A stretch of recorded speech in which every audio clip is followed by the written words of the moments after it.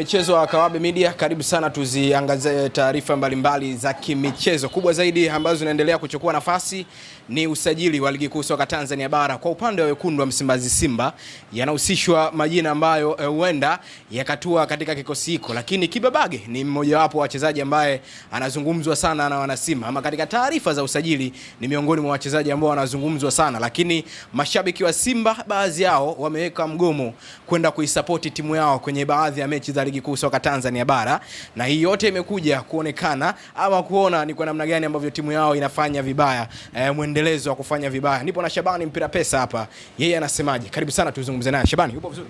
Upo vizuri, nashukuru Mwenyezi Mungu. Niko vizuri. Ijumaa karimu, Ijumaa yenye kheri, siku tukufu kwa Waislamu leo. Kwa hiyo hata vazi lake linakuwa tukufu. Na leo hata chakula chake kinakuwa kile chakula kile kilicholiwa na Mtume, mtei mweupe, mchele. Kwa hiyo leo Ijumaa murua na kwangu ni barabara kabisa. Tuanze na hili Shabani. Baadhi ya mashabiki wa Simba wameweka mgomo kwenda kuisupport timu yao kwenye baadhi ya mechi za ligi kuu soka Tanzania bara, na hii yote imekuja kuona ni kwa namna gani wanapokea maumivu timu yao kufanya vibaya ama kuwa na muendelezo wa kufanya vibaya. Ili kwako umelipokeaje ama unalizungumziaje? Utoto tu, utoto hapo ni ushamba. Mimi nikwambie kweli, utoto hapo ni ushamba. Kwa sababu kama umeipenda Simba, ujaja Simba ulishikwa mkono na mtu, umekuja mwenyewe kwa miguu yako. Hamna mtu kashikiwa akili kuja kwenye hii timu. Kila mtu kaja na mguu wake, na kila mtu kaja akiwa na kitu chake kwenye nafsi yake. Kama ulikuja Simba kwa maslahi, basi support wewe. Kama ulikuja Simba kuipenda timu ya Simba, Simba ijafa afu unaisusia, wewe ulikuja kwa maslahi. Yes. Wanaumia. Hawaumii wao kwa maslahi. Kwa sababu kimaslahi. Hakuna kitu chochote duniani ambacho hakipitii machungu. Hata maisha yetu ya kawaida tunapitia machungu. Hata matajiri wamepitia machungu. Hata kama sasa hivi wao wana pesa. Hata kama wachezaji tunaona leo tunaenda kuwashangilia, walipotokea wamepitia machungu mengi mpaka wametoboa. Sasa inakuwaje kipindi cha machungu wewe unaenda kukikataa kitu chako? Hao ni wanafiki. Kwa sababu kwa nini hawakatai familia zao? Kwa nini familia haziwakatai wao? Kuna watu wanayezungumza maneno haya, kuna siku wanarudi nyumbani kwao hata kikombe cha uji wanashindwa kunywa, wanakunywa maji wakalala, familia zinawafukuza. Wakirudi siku ya pili kwenda kutafuta maisha, familia haziwapokei. Simba tumefanya vizuri miaka mingi mpaka leo tuko hapa tulipo. Tulikuwa nafasi ya 87, leo tuko nafasi ya 5. Sio kwa sababu tumefanya vizuri. Katika kumbukumbu za nyuma Simba ilienda mpaka imetaka kushuka daraja. Waliacha wazee wetu au waliokuwa kipindi hiko. Je, kama wasingepambania timu isingekuwepo, wewe leo ungeipenda Simba? Kuna watu wamepata umaarufu kupitia Simba. Kuna watu wamekuwa na majina wanajifanya wao vidume na wamba kwa sababu ya logo ya klabu ya Simba. Wangekuwa wanauza mahindi au karanga barabarani wasingejulikana. Waache unafiki. Shabani, ni misimu minne sasa mmekosa ubingwa wa ligi kuu soka Tanzania bara, lakini pia baadhi ya vikombe mmevikosa, lakini performance imeendelea kuwa mbaya kwa upande wenu. Hili jambo unalizungumziaje? Hawana haki ya kuibuka kulingana kupeleka maoni kwa viongozi, ama wewe umechukulia kwa upande gani? Miaka minne sio Simba wa kwanza. Sio Simba wa kwanza. Zamani tunazaliwa, mkubwa wa mpira duniani ni Brazil. Leo unasikia Brazil wanatajwa hata kwenye timu za taifa. Hamna mashabiki wa mpira Brazil, timu ya taifa ikicheza wanaenda uwanjani. Wameshasema wasiende uwanjani. Simba ina ukubwa gani na ubora gani kuzidi Brazil? Lakini mbona mashabiki wanaenda uwanjani? Leo kama umependa mpira, ndio maana nakwambia kama umependa mpira, kama umeipenda Simba kupitia logo ya klabu ya Simba, shabikia klabu yako ya Simba kwa nyakati zote. Kama ulikuja Simba upate umaarufu, kama ulikuja Simba upate riziki ya kuishi na familia yako, baba yako akiwa na mshipa upate hela kutumbua mshipa, Simba ikishinda bosi akupe hela ukatumbue mshipa wa mzazi wako, ndo wanaogoma kwenda uwanjani. Wanaipenda Simba kutoka moyoni. Wako wengi, wako kimya kuliko wanaopiga kelele. Tumeelewa maneno yangu? Kuna watu wanapenda Simba hawaongei. Wao kazi yao kusapoti tu timu yao ya Simba. Hawaongei, na ndo wako wengi. Nipigie hesabu leo. Wanaongea na kuongea vitu vya ovyo ovyo, na waliokuwa kimya wanakuja uwanjani wengi ni wepi? Wale ni kama pia wanaagizwa kwa sababu wengine hawana nguvu ya kuongea kwenye media. Sio kama hawana nguvu, wana mahaba. Ukimwona mtu anakipenda kitu mpaka kile kitu kinapopotea anatoa machozi, hapo akafuta machozi, akatulia na bado akasapoti huyo mtu mwanaume au huyo mtu nilijali.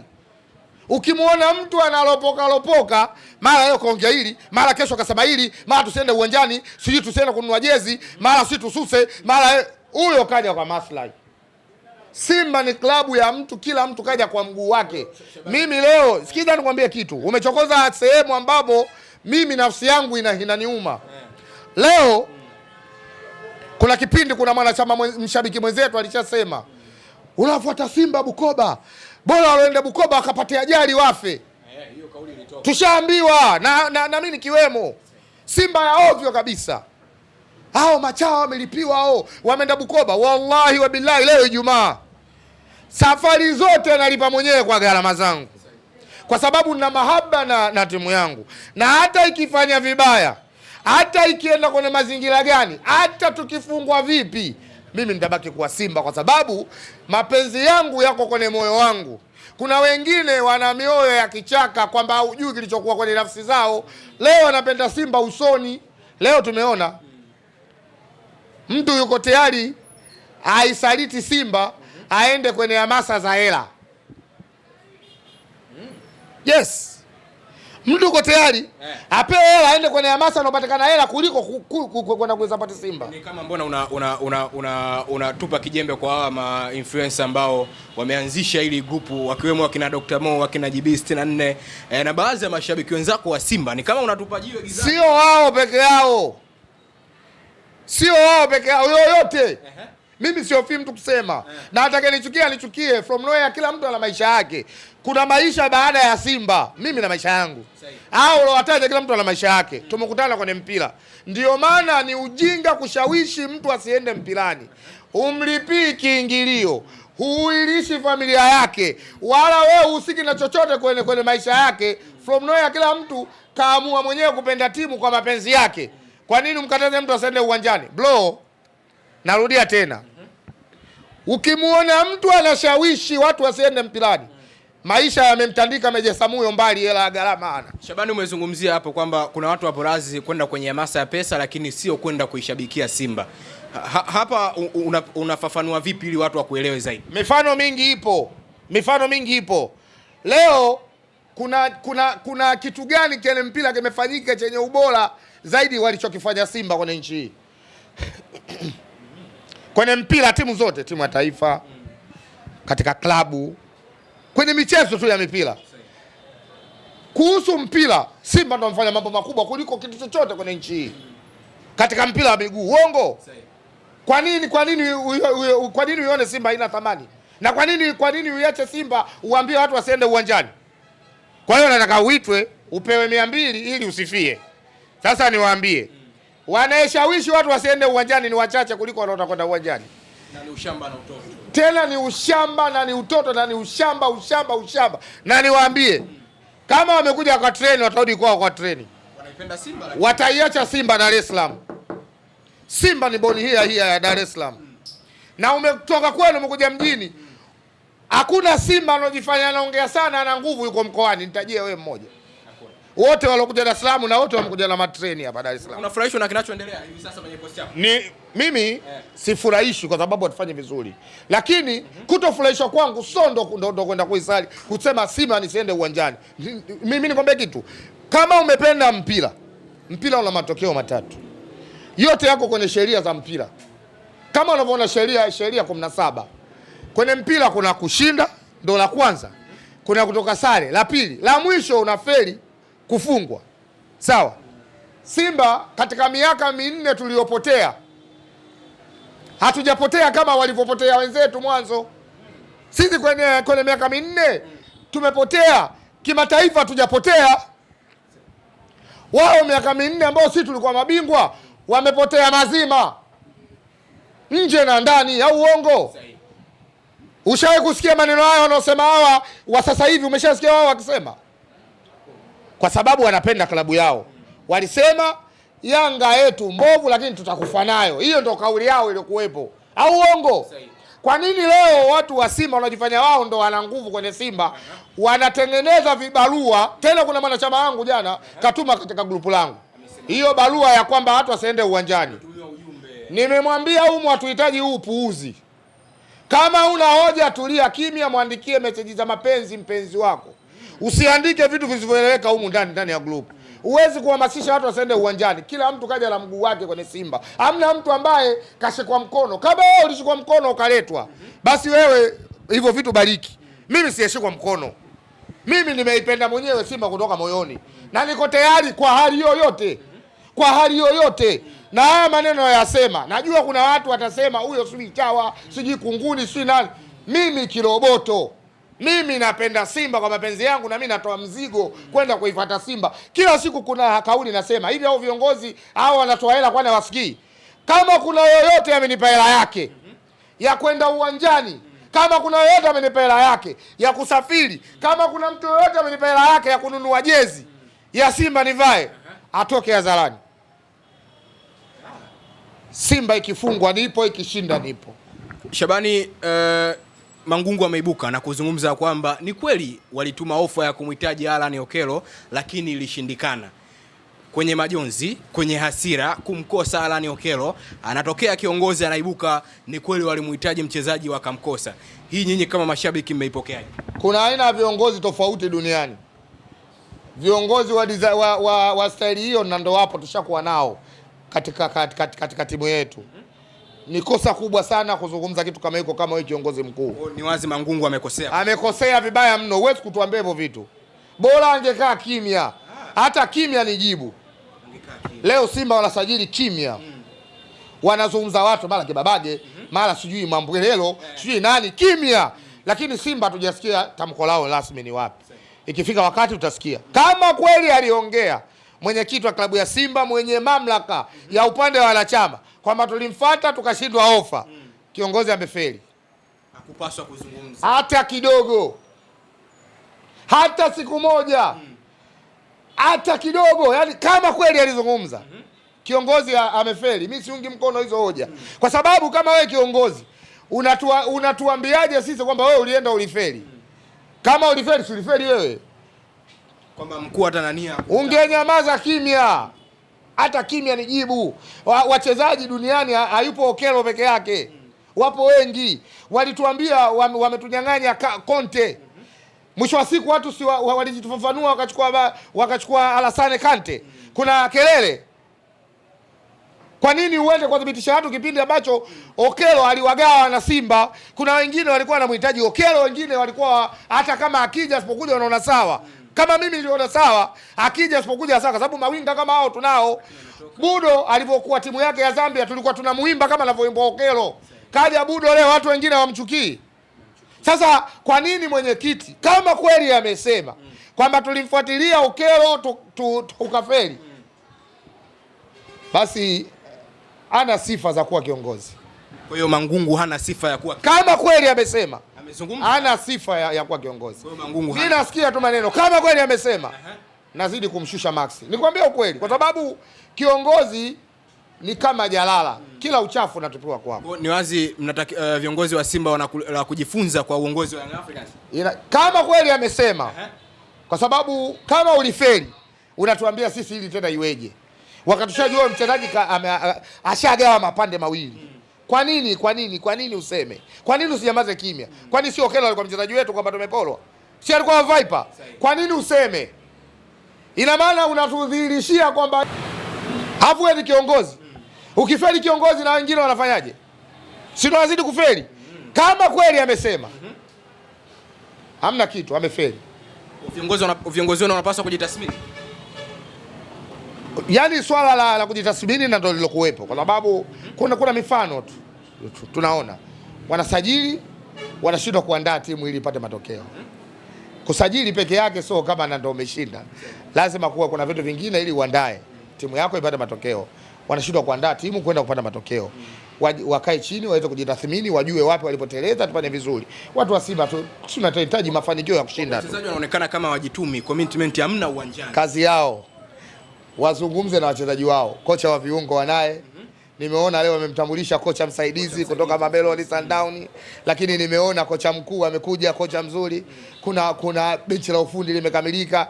Kwa nini timu icheze chini ya kiwango? Wewe ulioajiri wale watu ndio wafuate watu wako waulize. Sawa, hapo kwa kocha msaidizi. Ni wazi kabisa Selemani Matola kazi yake ni ndogo sana Simba. Kwenye benchi la ufundi. Sipendi kuingilia benchi la ufundi la Simba. Sijui linaendeshwa kwa utaratibu gani. Lakini kwenye Simba hata walimu waliotoka walikuwa na makocha nao wasaidizi, lakini Matola alikuwepo.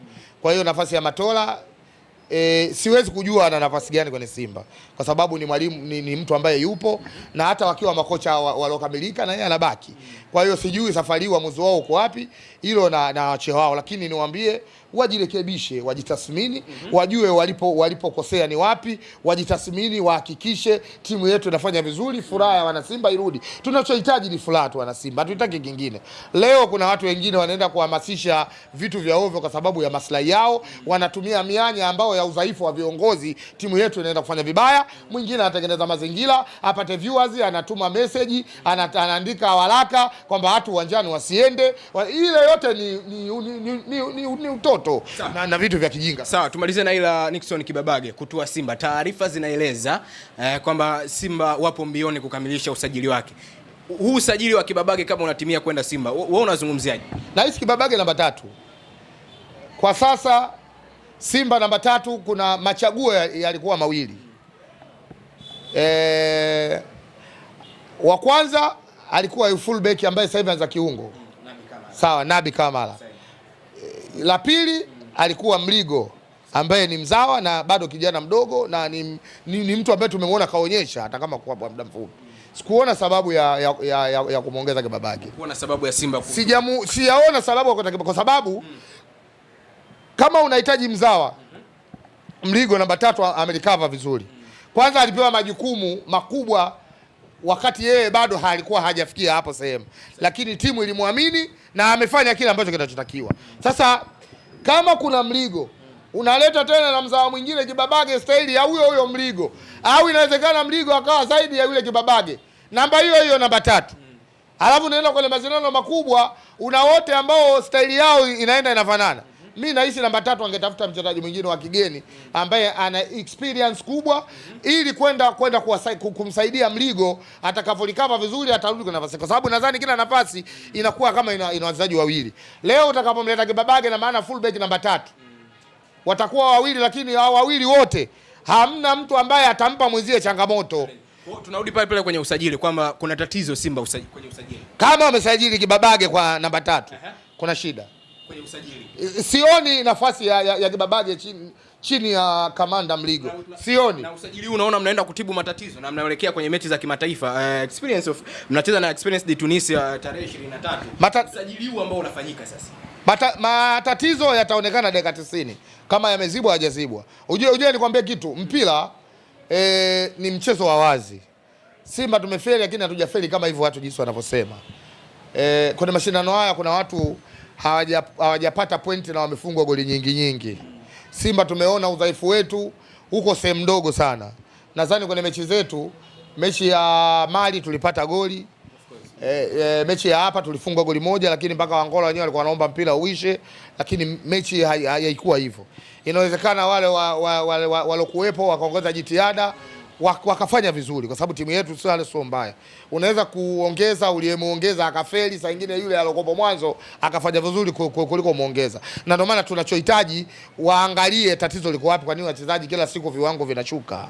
Na kama umesajili benchi la ufundi, tumeona umesajili mwalimu msaidizi, mwalimu mkuu, umesajili kocha wa viungo, umesajili kocha wa makipa, kwa nini viwango vinashuka? Wewe ulioajiri hawa watu, hayo ni majukumu yako, sio majukumu ya Shabani. Kawaulize kwa nini kiwango chetu kinashuka. Kama kuna sehemu wewe ulikosea, basi rekebisha. Sisi tunachohitaji ni kupata matokeo. Shabani, nikushukuru sana. Tumezungumza mengi sana, natumai next time tutaendelea kuyachakata mengi sana kimichezo. Shukrani sana ndugu. Nashukuru, ila niwaambie wana Simba.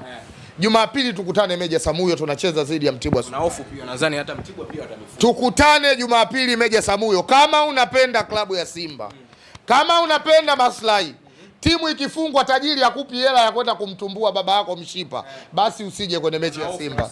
Kuna wengine matajiri wa timu isiposhinda wapewe riziki.